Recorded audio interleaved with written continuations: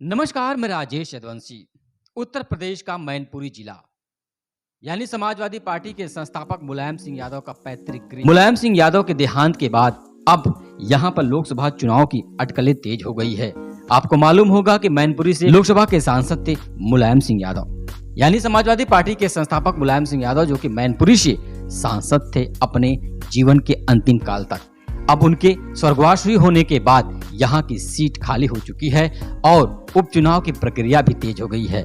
अब आपको जानने की बात यह है कि इस उपचुनाव को जीत करके उनके पुत्र अखिलेश यादव क्या अपने पिता को भावभीनी श्रद्धांजलि अर्पित कर पाएंगे या नहीं। ये तमाम अटकलें जो कि इस समय राजनीतिक गलियारे में चल रही हैं, क्या वहां की जनता जो है मुलायम सिंह यादव की सहानुभूति दिखाती है या नहीं उनके जाने के बाद। इन तमाम मुद्दों पर आज हम बात करेंगे मैनपुरी को सीट को लेकर के।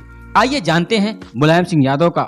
जब 1992 मुलायम सिंह यादव, जो कि समाजवादी पार्टी के संस्थापक थे, और 1996 से पहली बार आपको बता दें कि यही सीट मैनपुरी से जीत करके दिल्ली के संसद पहुंचे थे और अपनी क्षेत्र, अपनी जनता की आवाज उठाई थी दिल्ली के संसद में मुलायम सिंह यादव।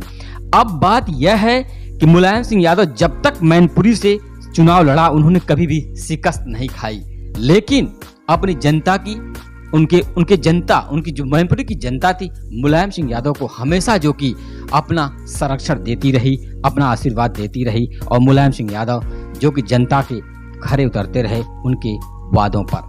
लेकिन अब उनके स्वर्गवासी होने के बाद अखिलेश यादव यानी डिंपल यादव को यहाँ का प्रत्याशी बनाया गया है उपचुनाव में समाजवादी पार्टी की तरफ से।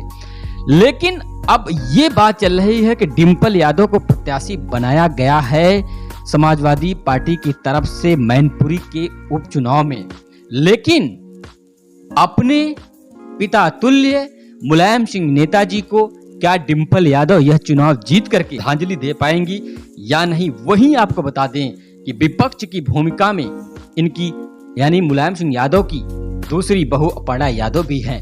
अब विपक्ष के तरफ से पूरी तरफ से जोर लगा रही हैं टिकट के लिए अपर्णा यादव। अब बात यह है, क्या डिंपल यादव समाजवादी पार्टी की तरफ से अपने पिता तुल्य मुलायम सिंह यानी नेताजी को श्रद्धांजलि दे पाएंगी, या विपक्ष के तरफ से जब टिकट अगर अपर्णा यादव को मिलता है तो विपक्ष की तरफ से अपर्णा यादव जीत करके अपने पिता तुल्य मुलायम सिंह यादव को श्रद्धांजलि दे पाएंगी। दोनों की बातें वही है, कौन देता है श्रद्धांजलि। अगर बीजेपी टिकट देती है अपर्णा यादव को तो अपर्णा यादव जीत करके अपने पिता तुल्य मुलायम सिंह यादव को यह श्रद्धांजलि दे पाएंगी, या उनकी बहू डिंपल यादव यह चुनाव जीत करके उन्हें श्रद्धांजलि दे पाएंगी। इन तमाम मुद्दों को जनता जो है टकटकी लगाए, जो जनता है वो टकटकी लगाए बैठी है। उसके भी जहन में चल रहा है, क्या मुलायम सिंह यादव जो हमारे बीच नहीं रहे हैं, उनके द्वारा किया गया कार्य जो हमारे बीच है, क्या उनको लेकर के हम एक बार पुनः उन्हें उपचुनाव में श्रद्धांजलि अर्पित करें। ये तमाम मुद्दा जो कि जनता के मन में भी ये बातें चल रही हैं। अब जो मैनपुरी की जनता है, अब नेताजी को कितना श्रद्धांजलि देगी यह तो उपचुनाव में आप तो देखेंगे ही, लेकिन जो बीजेपी है वो भी पूरी तरह से कोर कसर नहीं छोड़ रही है। क्यों? क्योंकि यह मैनपुरी जो है यह समाजवादियों का किला रहा है। इस किले में कैसी सेध लगाई जाए, वह कौन सा तीर होगा, वह कौन सा नुमाइंदा होगा जो मैनपुरी के किले को उपचुनाव में ढहा देगा। यह भी जो कि राजनीतिक गलियारे में बीजेपी की काफी ज्यादा चर्चा चल रही है। अब इसको लेकर के वो कौन सा तीर होगा जो बीजेपी छोड़ेगी, जिससे कि मैनपुरी का यह किला मुलायम सिंह यादव का उनके जाने के बाद गिरा देगी, और यह साबित कर देगी बीजेपी कि मैनपुरी में जब तक मुलायम सिंह यादव थे तब तक कोई भी तीर नहीं चला, लेकिन उनके जाने के बाद यह सिद्ध हो गया, यह मुलायम सिंह यादव का किला उनके ना रहने से कमजोर हो जाएगा, कमजोर हो गया है। अब इन तमाम मुद्दों को लेकर के अखिलेश यादव भी अटकलें लगाए पड़े हैं, लेकिन एक बात और चलती है कि अखिलेश यादव और शिवपाल चाचा, इन दोनों के बीच बड़ी वैचारिक मतभेद चल रहा है। इन मतभेदों का कारण क्या है, अभी तक मीडिया भी पूरी तरह से इन मतभेदों के विषय में नहीं जान सकी है। किसी छोर पे पिता, किसी छोर पर आपको बता दें कि शिवपाल चाचा और अखिलेश यादव मिलते हैं। मुलायम सिंह यादव के ना रहने के बाद पिता के समान जो संरक्षक की भूमिका है वह शिवपाल चाचा के ऊपर है। लेकिन शिवपाल चाचा इस संरक्षक की भूमिका में क्या एक बेटे के ऊपर अपने भाई के जाने के बाद एक पिता का फर्ज अदा कर पाएंगे, या पार्टी की जो गतिविधियां हैं उसमें सम्मिलित होकर के अपनी पार्टी को वहां पर ध्यान देंगे। अब भाई का जो फर्ज है वो शिवपाल यादव अदा करेंगे, या राजनीतिक जो पहल होती है उसको वहां पर शिवपाल यादव शुरू करेंगे। ये तो शिवपाल यादव के अपने स्वविवेक पर डिपेंड होता है कि वह क्या करने वाले हैं। लेकिन आपको बता दें कि अगर अपर्णा यादव को यहाँ से टिकट मिलता है तो बहू यानी कि अखिलेश यादव की पत्नी डिंपल यादव का सफर बड़ा मुश्किल हो जाएगा यहाँ से नेताजी को श्रद्धांजलि देने के लिए। आइए अब हम और भी बातें करते हैं। जो वोटों का समीकरण है, यूपी है तो यहाँ जाति का समीकरण जरूर चलता है, यह देखने में, और लंबी राजनीति में यूपी की यह चलता आ रहा है जाति समीकरण। लेकिन कुछ अब जाति समीकरण धीरे धीरे टूटता भी जा रहा है। लेकिन आइए मैनपुरी के हम जाति समीकरण आपको बताते हैं क्या होगा। इस समीकरण कौन कितना है, किसकी संख्या ज्यादा है, क्या यह संख्या ज्यादा होने के बाद नेताजी को यह जाति समीकरण श्रद्धांजलि दे पाएगा, या जो जातियां कम है वो एकजुट होकर के नेताजी को श्रद्धांजलि देने से वंचित कर पाएंगी उपचुनाव में।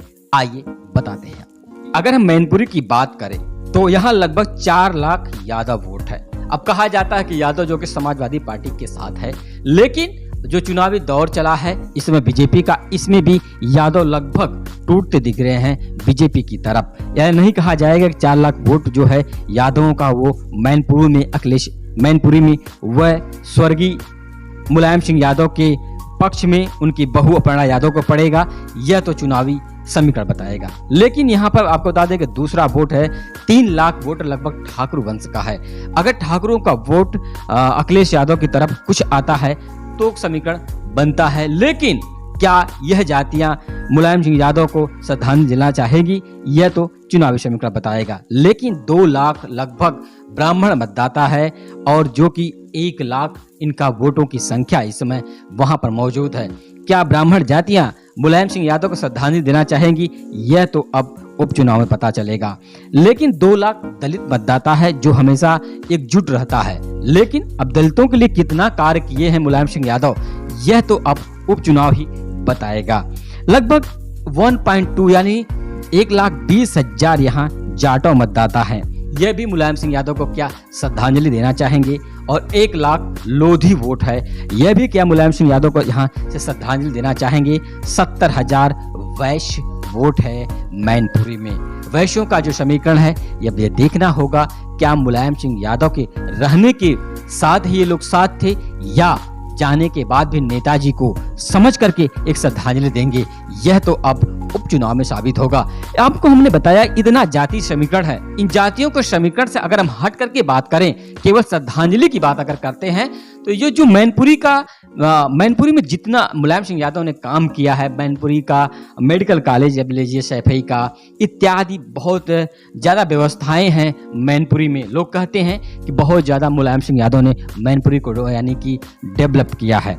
इन सब तमाम विकास के मुद्दों को लेकर के मुलायम सिंह यादव को क्या वहां की जनता उपचुनाव 2022 का जो है, इसमें वहां की जनता अपने नेता यानी मुलायम सिंह यादव को वहां से जीत करके, वहां से उनकी बहू अपर्णा यादव को जिता करके श्रद्धांजलि अर्पित करना चाहेगी या नहीं, यह तो अब मैनपुरी की जनता के दिलों में छुपा हुआ है। लेकिन वहीं अखिलेश यादव डिंपल यादव को लेकर के मैनपुरी की सीट पर अपना प्रत्याशी समाजवादी पार्टी की तरफ से घोषित कर दिया है।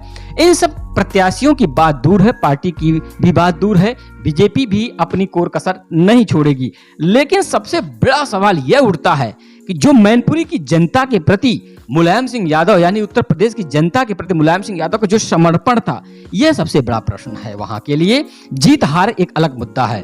क्या वहां की जो जनता है वह मुलायम सिंह यादव के ना रहने पर उन्हें श्रद्धांजलि अर्पित करेगी उनकी बहू अपर्णा यादव को जिता करके या नहीं मैनपुरी के उपचुनाव में, यह तो आने वाला वक्त ही बताएगा। क्या वहां की जनता श्रद्धांजलि देना चाहेगी? अगर जनता के दिलों में मुलायम सिंह यादव का राज रहा होगा, मुलायम सिंह यादव जनता के चहेते रहे होंगे मैनपुरी के, तो जरूर उपचुनाव में यह देखने को मिल सकता है। लेकिन यह तो अब जनता यानी मैनपुरी की जनता के दिलों की बात है, उनके दिलों में क्या मुलायम सिंह यादव उनके ना रहने के बाद भी बसते हैं, यह तो उपचुनाव में साबित होगा। कृपया हमारे चैनल आवाज सिराजे हिंद को लाइव, सब्सक्राइब, शेयर करना ना भूलें। जय हिंद, जय भारत।